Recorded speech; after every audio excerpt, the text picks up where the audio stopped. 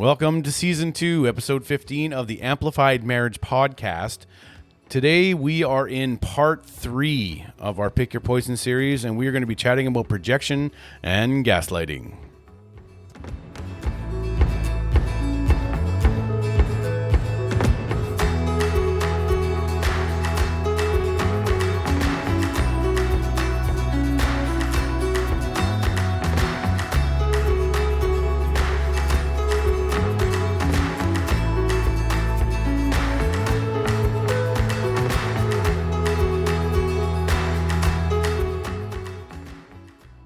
Welcome to another episode of Amplified Marriage. I'm Brian. I'm Natalie. So glad that you joined us. Whatever you're doing, wherever you are, as you hear us say all the time, have a seat, grab a coffee. We are going to have a conversation today.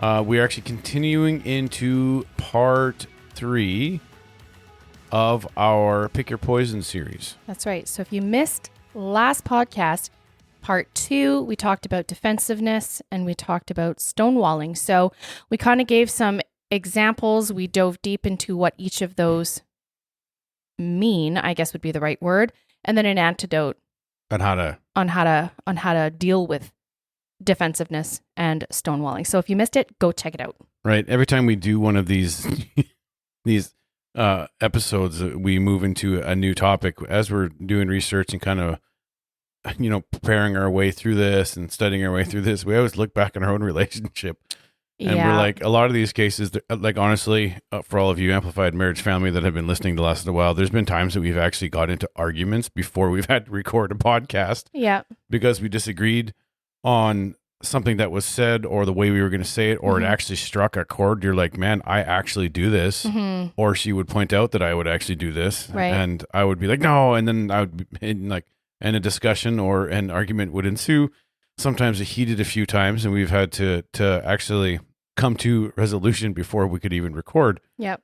The thing is about any relationship, even before we move on to these next ones, man, the more we research relationships, the more we study and we prepare, and the more that we actually grow as a couple, we're realizing that we're not great all the time at this. No. And I don't want you to think ever that as we're doing this, as we're explaining these things, that we just have it all together all the time. No. I can tell you the first however many years, 10 years, 12 years of marriage, it was not together all the time. And still not. And still not together all the time. What I will say is that now it's healthy. And yes. In most ways, I would say that we're healthy. Yeah, we're at a good place. We're moving forward. We're in a good place. We're able to talk about our dreams and talk about our future and, pray things through together. There was a time where we just couldn't do any of that. No, and it seemed super bleak. Right. Like we had no hope. Support system. Remember what we've said in several podcasts, that it was kind of a taboo thing to seek professional help. Right. Where we, sitting at this platform, are advocating for professional help because it's so important. And it's helped. It has helped, and I kick myself now for not having done it sooner. Right. And a lot of what we even talk about and the things that we're going to go into and the people that we want to bring on later, it's because we want to be able to take things that may seem normal to you because that's the way you're living your life, and realize that not everything is normal, and or not everything that you're doing has to stay that way. Right. And I think that was the big thing that we had to fight through. And a lot of time, like you said, without help, we just did it on our own. Yep. And I regret that up until a certain point. And then I had people around me and we had help. And then we've seen counselors and we've sat down and just discussed things through. But whatever we tell you, we want you to realize that there is hope. There is a light at the end of the tunnel. There is, joy that can come from your relationship. There is peace. There is resolution to these things. Conflict doesn't have to be your primary mode of communication. That's right. And there's help available. And I mean, for us, like we were even just talking about this fact today, that when we got married, like we didn't have the internet that we have today. We didn't have the resources of being able to just, hey, Google, search this or search this topic or that topic, or having, psychologists' reports. I mean, we had to go to the library and we had to like pick books up, and there was no online capabilities back then. So, I mean, if you wanted to spend your time reading books, which we didn't, and we certainly didn't want to fall under the stigma of needing professional help. So we just kind of winged it on our own. And I highly do not recommend that. Right. And so as we move forward into the next two topics, which we have said we've kind of held them a little bit close to our chest. Mm-hmm. It's projection and gaslighting. And these are going to be interesting tough ones. There are two major tactics. There are two major relationship breakdown things that can actually lead to divorce, just like any of these other ones we've been talking about, but they can lead to divorce. They are poison and they need to be dealt with. Now, we're going to start with projection. And this is the definition of it, is the act of placing unacceptable feelings or unacceptable wants or desires onto another person. Mm-hmm.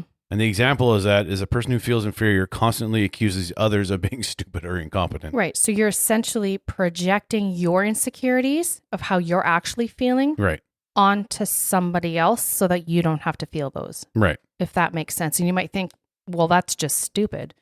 And it happens more often than we want to give credit for. And I feel like this is one of those, unless you're acutely aware of I don't know if the signs would be the right word, or you have to, if you are someone, because it happens on a subconscious level, right? It happens on a subconscious level. And if you're not emotionally aware of yourself, like we constantly are hammering home on everything, you need to be accountable for your behavior, for your actions, the things you say, even the things that you're thinking towards your spouse. Mm-hmm. If that's the case, projection is a really tough one because it's so internal and it happens because there's been damage, there's been hurt, there's been things that have happened in your life. And so subconsciously, these are the things that are going out, and it really helps you, or really pushes you to just say and do things that you maybe think, I can't believe I said and did that, but that's what happens. That's right. And then gaslighting will go into how it piggybacks onto projection, because projection, like we're feeling all the feelings. We're feeling overly hurt. We're feeling defensive. We're feeling sensitive about something that somebody said or did. Right. And then allowing that to become obsessive in our thoughts, that is what we're simply focusing on rather than dealing with what's really going on. Right. And the goal of projection is just to shift and change the responsibility and blame from ourselves, from who we are, onto someone else.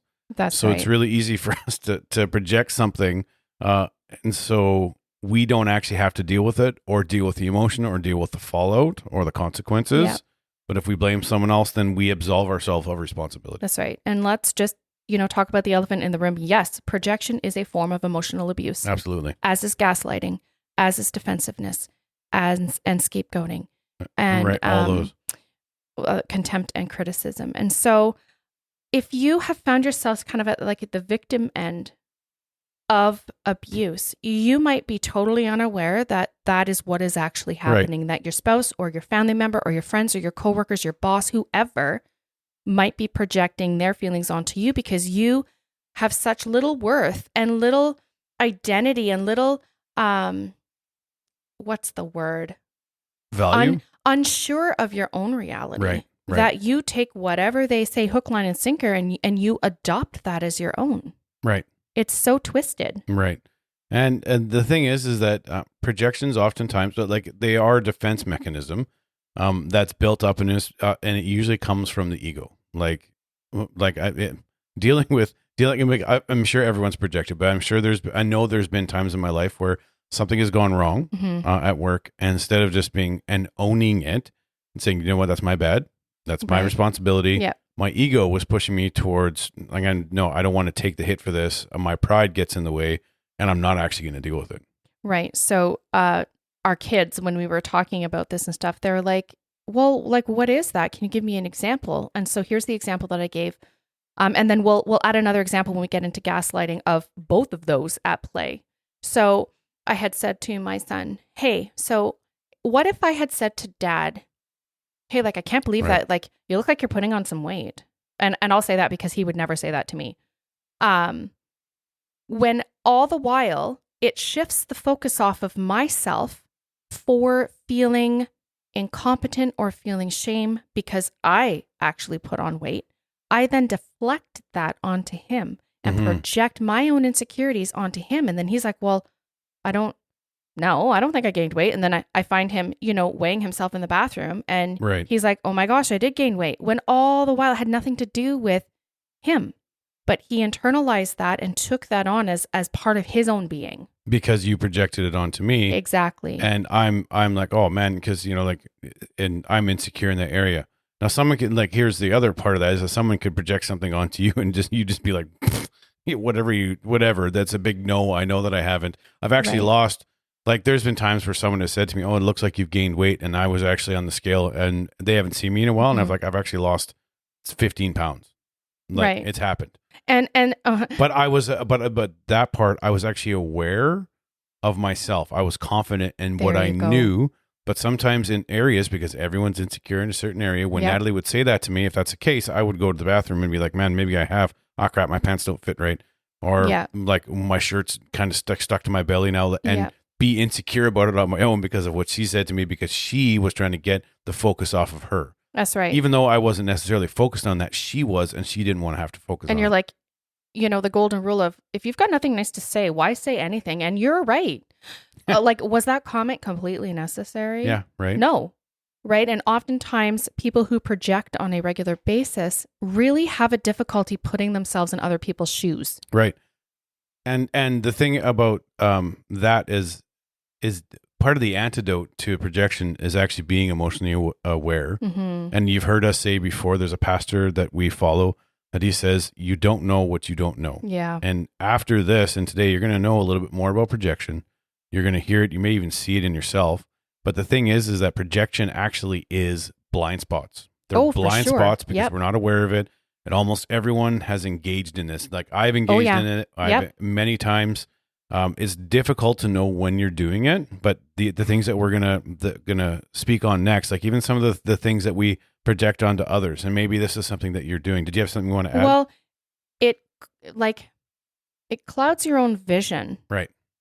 And we've said in almost every single podcast of you have to own your stuff, right? And that's the good, the bad, and the ugly. Yeah. And not just the good things you do. Not just the good things about yourself that you like, but also own the places in your heart, the places in your thoughts that you go to those dark places. And you have to be real with yourself in those things. And people who project, it could just be from habit. Because again, I can't remember which podcast where we're like, you tend to operate out of what you know what you know, or whatever you just said. You don't know what you don't know. Yeah. And so if this is how you've communicated in order to get your way, or in order to get satisfaction with whatever you need satisfaction with, you might be unaware that this is actually toxic. Right.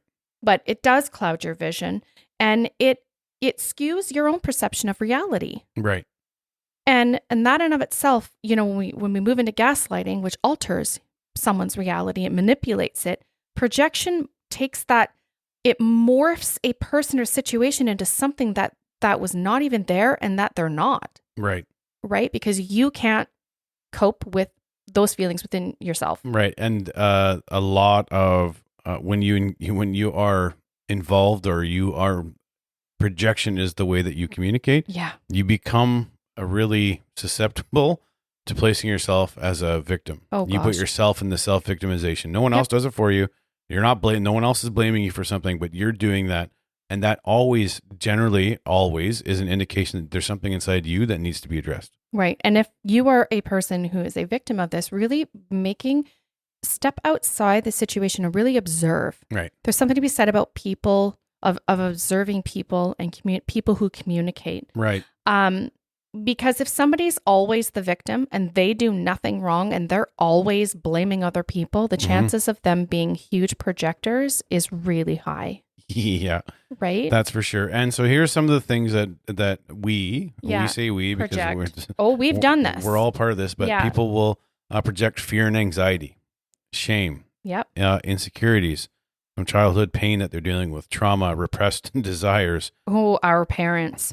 And that's a big one. Expectations. Our parents, but also our parents' expectations.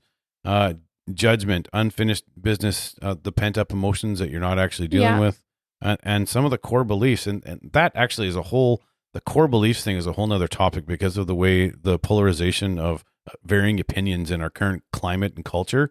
That's right. But it still falls under this because someone could place such almost send the other person. And that's why talking about what your belief systems are ahead of time is so important, right? Because I don't want to be blindsided by something that was deep within you that you kind of kept a secret until it served a purpose to bring it up. And it's like, well, now what? Now what? Right? Like, we're married now, and I wish I would have known this before because this might have been a deal breaker for me. Right. Right? So really making sure that we're talking about these things. I love, we're moving into the antidote. So psychotherapist and clinical psychologist Joseph Burgo. So this is part of the antidote. So he wrote a huge, incredible article on projection. And so this is what he says about antidotes. And he had like a whole list of them. And I mean, you can go look him up. But these were two that he really focused on that I think are really helpful. So he says to look inward. Again, that self-awareness, that self-realization. Accountability, responsibility. Exactly. Owning my part. And he says this about projection. Projection is by definition a turning outward. The first step is to make the shift to self-awareness. So take stock of how you're feeling, how you're breathing, and so on. This will help interrupt your obsessive focus on the problem person and redirect your attention to where it can do some good. So I think even as we break this down to where it can do some good, when you project onto someone else because of your own issues, you're not doing that person or yourself any good. No. One, because now you're making them feel worse about themselves because of something you said, and you're not taking responsibility of the fact that, hey, I'm actually projecting my own lack onto this other person. So it's like a double whammy of no good. And not even realizing the psychological damage that you're putting on that other person. And half the time they're not even aware that that's what's happening. Right. Absolutely. So it's get in tune with yourself and get real with yourself. Absolutely. So and this is still Joseph Burgo. He says, difficult people may well possess the same negative traits that you disavow in yourself. Wow. We often project into reality, meaning that if we're a very critical person, I love this. We all know someone who's critical. We'll project it onto someone who actually is critical. But they're not only critical, and you need to try to see them in their full humanity. Mm-hmm. And if they're truly toxic, you need to shield yourself from them. I love this part. Rather than making use of them to disown parts of yourself that you don't like. Right. I preached a message this last week for church, and one of the very first talking about unity in the church and unity in relationships, and it's a biblical concept. Yeah. Something that God has created. But inside of marriage, we believe that marriage is a biblical covenant that God created. And something that happens inside of a marriage is one of my points to actually dealing and creating unity and guarding unity, even in a marriage, we'll take it in the marriage context, is to identify and eliminate a critical spirit. Right. And to get rid of it and to cut it out of your life. There's people that are in your relationship that are going to be toxic, that are going to be, that are around you, that are not supporting you, that are not moving you forward, that are not trying to challenge you in healthy ways. Not challenge you like, oh, I can't believe you married him, but challenge you is like, how can you make this better? How can you, what is your responsibility in all of this? That's right. We need to cut out the criticism because criticism is so dangerous. Criticism was the first poison, which then it's a domino effect as we're going through. There's a huge pattern that we've noticed. And we've said this before. Own those parts of yourself. Don't disown them and then project them onto other people. Right. And I do want to clarify something. If you're married or in a committed relationship and you're married to someone, and they're a critical person and they're engaging in a critical spirit, we are not saying that you cut them out, that you walk away from the relationship. What we're saying is that there's hope. There is things that you can do to make this better and move that relationship forward. We're not saying just give up and walk away because it got hard.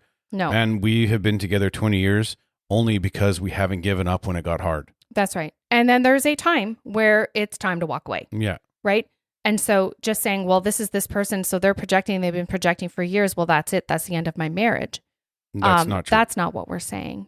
That's the whole point of our podcast, is to bring to light these issues that, one, we've not heard anybody talk about. Right. And two, we've walked it.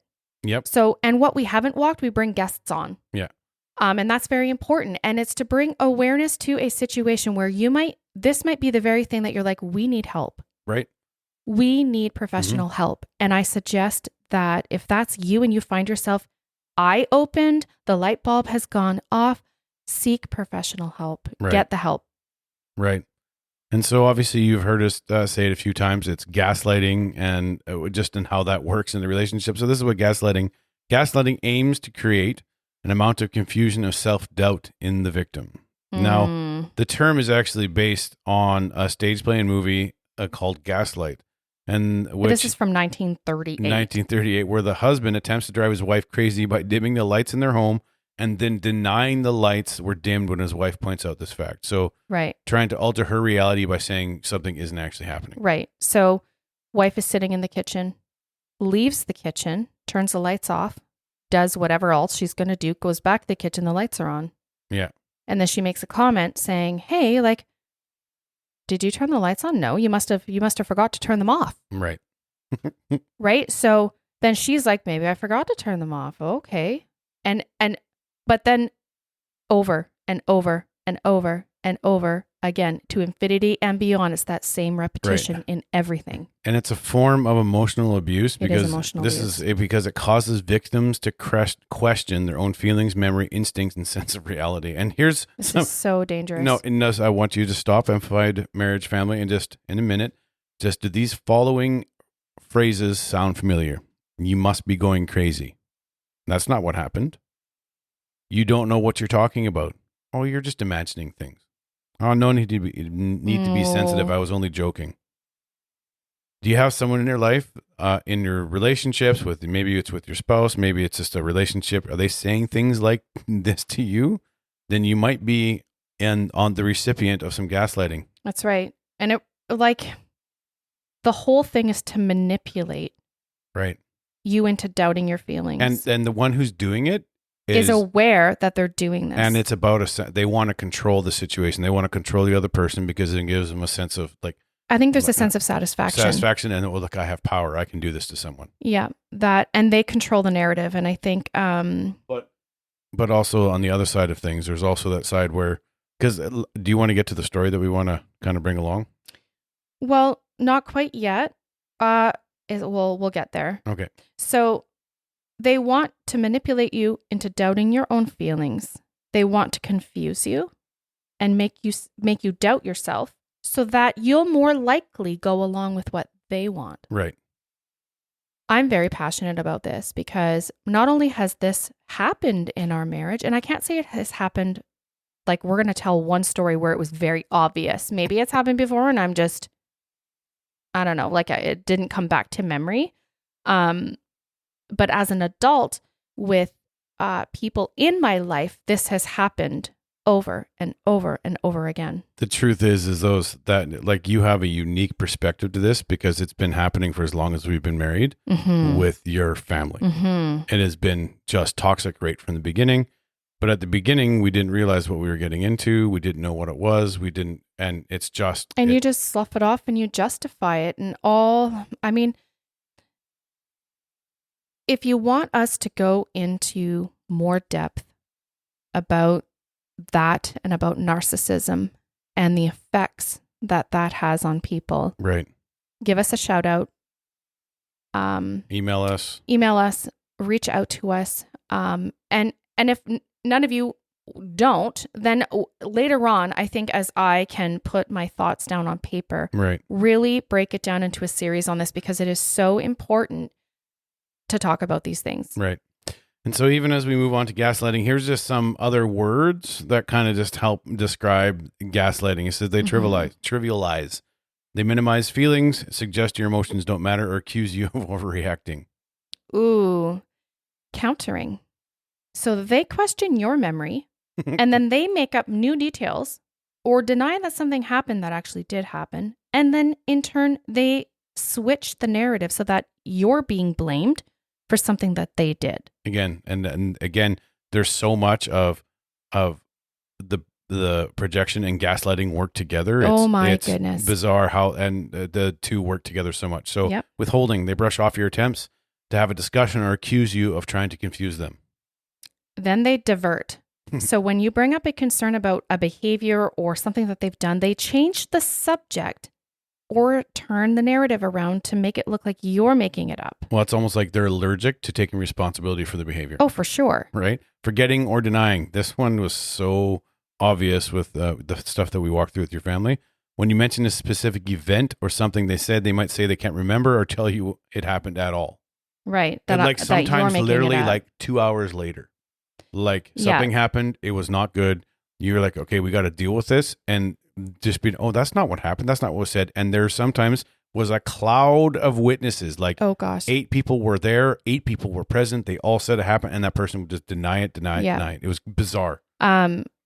It got to the point, and it does get to the point where the person who is the recipient of this kind of awful behavior, I mean, I went through ridiculous tactics so that I could remain sane in what I know to be true. Right. So I took photos of everything. I took photos and documentation of cards, so that it never, if someone came back and countered and said, hey, this person said that you said this about them in the card, I had the proof to prove otherwise. It was so ridiculous. I recorded phone calls. I recorded text messages and things like that so that I could stay one step ahead of the person who was causing all the ruckus. Right. And so the next one is discrediting. They suggest to other people that you can't remember things correctly, get confused easily, or make things up. They can threaten your career when it happens at work. Right. So the story, and I think you'll notice a lot of these, as we broke down what gaslighting is in the story. Do you want to start? No, you go ahead. Is this about? Well, go ahead. You want me to start? Well, yeah, I guess you can. I was a smoker. You've actually heard us touch on it a little bit in the past episodes, but I was a smoker. I was a smoker for quite a long time. And Natalie wanted me to quit smoking. Mm-hmm. And when I was actually ready to quit smoking, she asked me a long time ago or long before, but I'd never wanted to quit. And so eventually it came to the point where I really did genuinely want to quit. One, my kids were seeing that I was smoking, and so I didn't want that. It wasn't healthy, and I wanted to be around in the relationship for as long as possible, and smoking possibly can take that away from me, so I didn't want to do that. And so I quit, but I struggled. Right. I quit smoking, but I struggled probably for 4 or 5 years on and off. And what would happen is that I wouldn't smoke for 5 or 6 months. And then one day I just go out and I actually quit cigarettes, but I switched to cigars thinking, well, that's going to help me quit cigarettes. Yeah. And it just made it worse. But I kept smoking. And so I'd smoke for sometimes a week or two, and she would catch me smelling like smoke, but I worked around smokers. And so I would hang out with them and I would smell like smoke, or she would find the wrappers in my pocket, and I would straight up and here's where I wasn't coming at it from a side of power or trying to prove. I was just from it. Like I was ashamed and I was guilty. And so I would tell her, oh, that's not mine. That's someone else's. I don't know what you're talking about. I don't know how that got there. You're crazy. That didn't, and some of the language that we use, even in describing what a gaslight I did, and I did out of my own shame, my own guilt, and so the shame that I really enjoyed smoking, and that was a problem, but I was ashamed that I still smoked, and that she caught me, and I was guilty in the fact that I was still smoking. Mm-hmm. And so it was out of a place of shame. Right. There is something to be said, and this was, this came out when we had first moved back here, which was almost 7 years ago. Right. So I was still in the thick, or the real sort of just beginning of the eye-opening of the family dynamics that we were now involved in. Remember, we lived away for many years, so we were removed from that. Now we were right smack dab in the middle. So dealing with all of that, I knew in my spirit, call it women's intuition, a gut feeling. I knew that you were smoking because we've been together for a long time. And there's no way that you would hold on to someone else's wrappers in your pocket and think that I would believe that you were hanging on to someone else's wrappers. I still can't believe you didn't believe that it was mine. Like, I mean, obviously. So then I became obsessed. And I was like, I know that you are lying. And I know you know that I know you're lying. And so I was like, I will grab receipts. I'm going to catch you. And when I do, I will rain holy hell because I cannot believe, and the attack is, I can't believe you're so defensive. How dare you accuse me of these kinds of things when all in actuality, okay, you hadn't smoked the moment I asked you, but that didn't negate the fact that you were smoking. Yeah. It might have been not 2 minutes before the fact that I asked you, or but even you that justified day. The fact that, well, I wasn't smoking at the time she was asking me. Yeah. Well, no kidding, because that would have blown your cover, right? This went on for months. Yeah. And when I mentioned something to someone, here's the projection. So that person's response to me was, if you keep nagging about Brian smoking and stuff like that, like that's just going to pull him away from you, and that's going to make him continue to want to keep smoking. Yeah, that's not how that works. So then that was that person's insecurity about that whole thing being projected onto me. Like, how could you know that he would respond that way? Are you in his mind? No. Right. But then fear took hold, and I'm like, oh, I must be nagging. Oh my goodness. Well, I guess I have to shut up about it because I don't want him to like disassociate or move away from me as his. Do you see how this spins out of control? Let me tell you, the moment that it all came to a head, and you might think that it won't come to a head and that you can get away with it. Let me tell you, it always gets found out. Your sin will find you out. Exactly. And there was it sounds so awful to say this, but when you are the recipient of someone doing this, there is a validation. There is a sense of, I'll be honest, superiority that came over when I was right. I remember. And boy, did I let you know it. What? Because you had made me feel like I was an absolute crazy nut for making things up in my head that I knew were true. And you tried to manipulate the narrative so that I'd get off your back. Mm-hmm. And it didn't work. Now, my response to that wasn't okay either. But I felt justified for the hell that you put me through in that. So you might think it's just smoking. You fill in the narrative for your relationship. Right. For us, that was the one that really stood out in my mind as far as really gaslighting. It could be porn. It could be friends. It could be family. Gambling. It could be another addiction. Put whatever your situation is in that whole thing. And people justify, well, it's just cigarettes. Like, it's not like it's that big of it. It could be worse. But even, and you're right, it was just cigarettes. I mean, there could have been worse. It could have been worse. And I think even one of the arguments, well, I could be out there doing heroin. Yeah, I mean, you did say that. Yeah, but that wasn't the point. The truth about it is that I had told her I was going to quit. And instead of just coming to her and being like, you know what, I'm weak in this. I'm really struggling. Yeah, I struggled and I messed up. I struggled and I messed up this week. I bought a pack of cigarettes or a cigar. Like, instead of just owning up to the fact that I was really struggling with it, I was trying to hide it from her. Yeah. Because I was too proud to come to her. And so instead of me just dealing with it and manning up and just being like, all right, I'm going to deal with this face on, I gaslit her and tried to make it feel like she was crazy and I was the one that was justified. Oh. So and so you're right. I remember that. I remember the feelings I felt when that was happening. Right. And I knew that it was going on. I knew this is what I was doing, but I was so filled with shame about the fact that you knew about this. I was getting caught. I wasn't actually quitting smoking. And so I think I remember telling you, you took away my ability to be like, there's an issue here. Yeah. And we're going to work through, like, what can I do to help you work through this? In the end, it wasn't the fact that you had smoked. It's the fact that you had lied about it and then told and kept telling this narrative that I knew wasn't true. That's what put me over the edge. And that's probably that really is for a lot of relationships. That's where it is. Like, look, you struggle with something. Yeah. Most people are willing to work these things out because they love each other. Yeah. And they find there's value there, and they've built relationship. But that's right. If you keep crying wolf, almost like a reverse cry wolf kind of thing, and this is where you've laid that relationship, it was normal for me to hide it instead of that being the exception. Exactly. And so what's an antidote to gaslighting? Well, you have to be confident in your reality. And stand up for yourself. And yeah, you have to stand up for yourself. And if you're looking for someone else to validate you, you are going to fall prey to gaslighting.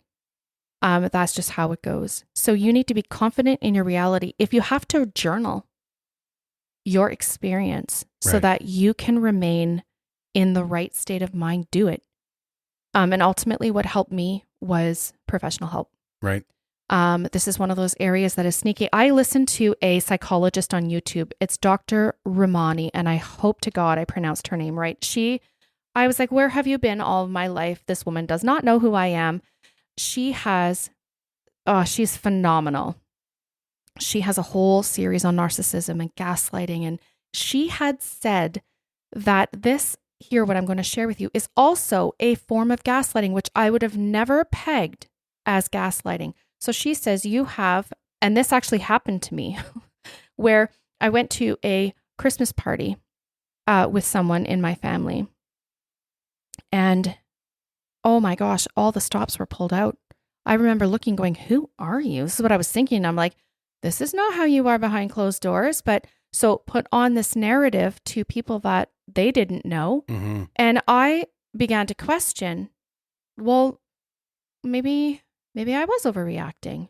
Maybe they are really like this. So clarification, she pulled out all the stops. Yeah, all the charm and all praising me. And I'm like, who are you? And what have you done? Like, this is not who I know you to be. Right. And so as the evening progressed, I started to question myself, and I'm like, gee, this person really is nice and is really held in high regard, even though I knew. But even though you knew, and all of the reality and the history before that had proven otherwise, exactly. It was because they were doing like a reverse gaslight. And then when we're out of that situation, that person turns into the chocolate covered dragon, right? And just turns back to, and you're like, what the heck? You were just like that. Like, who's the real you here? Yeah, absolutely. And so I just wanted to plug that in. If you have a chance to listen to her, that also is a form of gaslighting. And so there are resources available through YouTube, through counseling services in your city. Reach out for help. Yeah, reach out for help, because I think so many people they've fallen prey to this, and it's an ugly cycle, and feels like you have no way out. And for me, for family, I have had to go no contact. Right. And some of you might be like, well, I can't do that.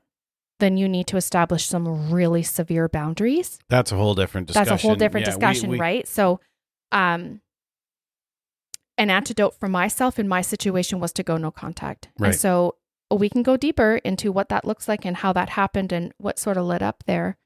But that is not an easy road either. Right. And so the antidote for this is to stand up for yourself, be aware, for both of these projections. Be confident in your reality and the things that you know to be true. Yep. And don't disown those negative parts of yourself. Really take self-awareness and self-reflection. Be responsible for your actions. Be accountable for what you're doing. That's right. If you are enjoying the Amplified Marriage podcast, it means so much when you share it and let people know about us. You can follow us on Instagram and on Facebook. And if there is a topic, if there is a question or anything you would like us to discuss, please email us at amplifiedmarriage@gmail.com. Someone just emailed in this last week and just gave us an amazing topic about addictions in relationship, how that actually affects the relationship. And so in the near future, we're going to be talking about this. Yep. It is a really big topic. It's not something we can just bite off in one episode. No. And as you have heard us say many times before, we believe that marriage can be reset, refreshed, recharged, and restored. Thanks for listening. Talk to you soon.